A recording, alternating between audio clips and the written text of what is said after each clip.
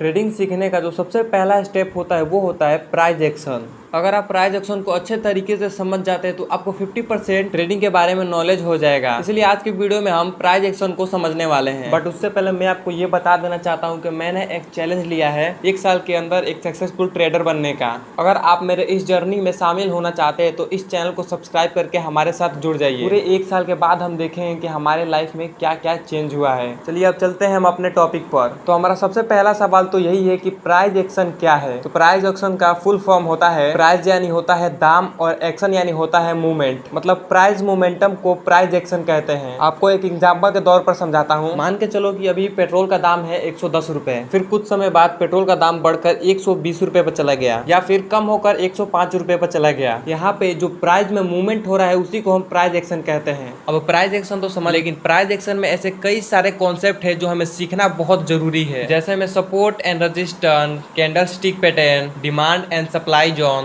Trend line और breakup structure. ऐसे कई सारे और कॉन्सेप्ट है जो हमें सीखना बहुत जरूरी है। आज सबसे पहले सीखेंगे हम support and resistance. Support and resistance कैसे काम करता है, चार्ट पर इसे कैसे ड्रॉ करते हैं और इसका क्या फायदा है। तो भाई यहाँ पर फालतू बातों को छोड़कर सीधे लाइव ट्रेड में चलते हैं और सपोर्ट और रेजिस्टेंस को ड्रॉ करना को सीखते हैं।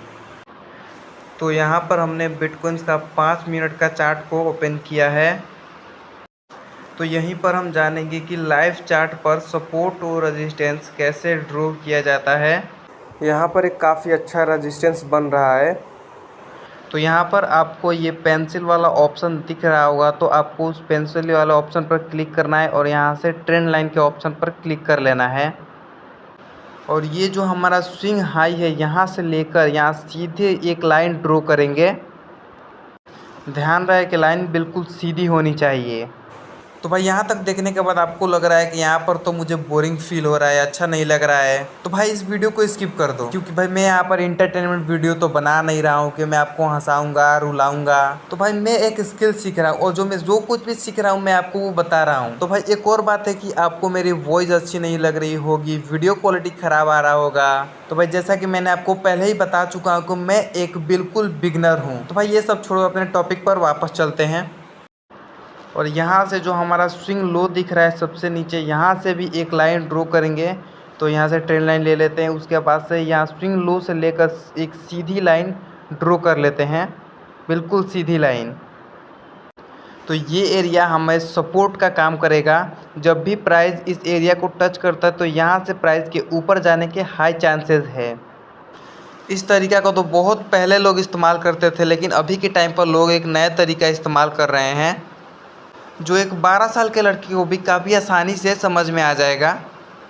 और वो तरीका ये है कि सबसे पहले तो आपको यहाँ से टाइम फ्रेम चेंज करना है। यहाँ से आपको 4 घंटे का टाइम फ्रेम ले लेना है। और ये जो आपको रेड कैंडल बनते हुए दिख रहा है सबसे एंड में, यहीं से हम सपोर्ट और रेजिस्टेंस को ड्रॉ करेंगे। तो इसके अपर विक से एक बिल्कुल सीधी लाइन ड्रॉ करेंगे। ध्यान रहे लाइन बिल्कुल सीधी होनी चाहिए क्योंकि ये बड़े टाइम फ्रेम का कैंडल है। और इसके लोअर विक से भी एक सीधी लाइन ड्रॉ कर लेंगे। तो सबसे पहले लाइन ड्रॉ कर लेते हैं। यहाँ से एक पूरे सीधी लाइन ड्रॉ करेंगे। तो ये हमारा लाइन ड्रॉ हो गया। अब यहाँ से हम चलेंगे 5 मिनट के टाइम फ्रेम पर। तो यहाँ से 5 मिनट के टाइम फ्रेम पर आ जाते हैं। तो अब देखिए ये वाला एरिया जो आपको दिख रहा है ये आपको एक रेजिस्टेंस एरिया का काम करेगा और ये वाला एरिया सपोर्ट का काम करेगा। एंड यहाँ से प्राइस जब भी सपोर्ट एरिया को टच करेगा तो वहाँ से प्राइस के ऊपर जाने के चांसेस है। और जब भी मार्केट रेजिस्टेंस एरिया को टच करेगा तो वहाँ से प्राइस के नीचे आने के चांसेस हैं। ध्यान रहे कि हम सिर्फ इसके बेसिस पर ट्रेड नहीं ले सकते हैं। आप सिर्फ इस एक मेथड को फॉलो करके आप एक परफेक्ट ट्रेडर नहीं बन पाओगे। इसके साथ कई सारे ऐसे कॉन्सेप्ट हैं जो हमें सीखना बहुत ज़रूरी है, जैसे में trade line, candlestick pattern, risk management, break of structure. इन सब को मिलाकर आपको एक प्लान बनाना है। उसके बाद आपको एक ट्रेड लेना है, तब भी आप एक प्रॉफिटेबल ट्रेडर बन पाओगे। सपोर्ट और रेजिस्टेंस के बारे में थोड़ा और जान लेते हैं। तो देखो जब भी हमारा मार्केट उस रेजिस्टेंस एरिया को क्रॉस कर देता है यानी ब्रेक कर देता है, इस लाइन के काफ़ी ऊपर चला जाता है, तो जो हमारा रेजिस्टेंस लाइन है वो हमारा सपोर्ट लाइन का काम करने लगेगा। यानी जो हमारा रेजिस्टेंस एरिया था वो हमारा सपोर्ट एरिया बन जाएगा। ये ब्रेक ऑफ स्ट्रक्चर होने के बाद बनता है।